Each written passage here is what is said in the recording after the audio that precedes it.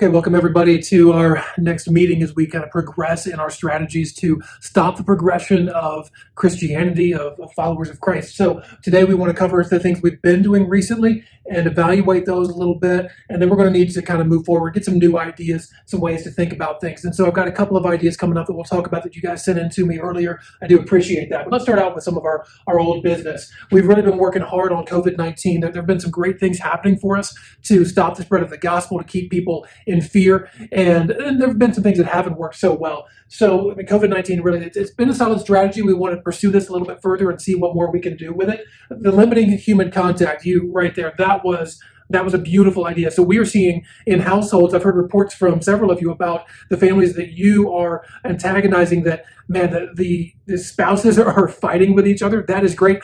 The depression team back here, oh my goodness, that's wonderful. I mean, people, they aren't reaching out to others, so they're not getting the help they need, and it's really, that's some great work, and some of them have forgotten to call their counselors, these kind of things. Really solid work on that. As we think about limiting the human contact too, there's been really some good things happening there, and people are stuck in their homes. And so where is my media team? Yeah, seriously, great work for you guys. The content that is out there in Netflix and Hulu and Disney, all of that, wonderful. I mean, seriously, it may not, and again, I know some of you guys really wanted to push the boundaries and the limits of what might be on there as far as how it looks and how kind of nasty it is in some ways, but really the more subtle things that are keeping people from going back to God's word, far better. And so they're finding some great alternate ways to cope with the problems at home without actually doing anything truly beneficial. So great work on that. Now, I wanted to talk about the church closures. Listen, I realized that we all thought that was going to work really well. That, hey, if we shut down the churches, people can't meet together in the churches,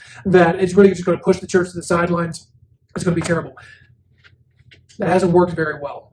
If we know their online services are just going gangbusters. There are a lot of people who are attending online services who would never attend a church otherwise. So this strategy has not been working out really well for us. So we need to consider some new things. So let's take a look at some of the new business. Now, you right there, I know you sent the message about national division and just trying to tear people apart. Listen, that's good. It's always worked for us in the past in a lot of ways. Of course, there can be some blowback on that ends up leading to the church kind of coming together again. So we want to watch out for that. We want to be careful that in creating national division, that we don't allow something to backfire on us like it did with the church closures. We don't want unity coming along while we're trying to create division. So make sure that we get people focused on just themselves, their rights, their needs, all of those kind of things, instead of how we come together, and instead of looking at anything. They can look at anything other than the gospel, than what God's word actually says. We want to keep them divided. So as long as we can stay that path and we're careful not to let them come together, that's going to work really well.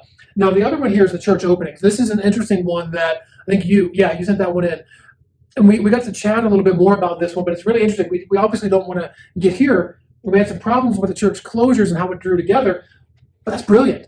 Bring the churches back, tell them they can, and then let them fight over who's the most holy for whether they get back really quickly or not together, and let them think about their rights instead of thinking about just people or thinking about the nuance and the different things that go into it. Yeah, make them fight over it. Who cares? No. I know we got some questions up there. I know what you want to ask. No, we don't care what their answer is. We don't care if they get back together or not. It can be good for us either way, as long as they're divided about the whole thing. So let's just make sure we keep them separated, keep them thinking that they are more righteous than someone else for whatever their decision might be, and we're going to be great. Listen, we've got a lot of work ahead of us. There is some chaos going on in the world. It is a lot of fun.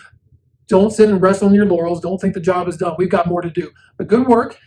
We've had some struggles. I know that no matter what we do, God is always winning this whole thing. But let's keep trying.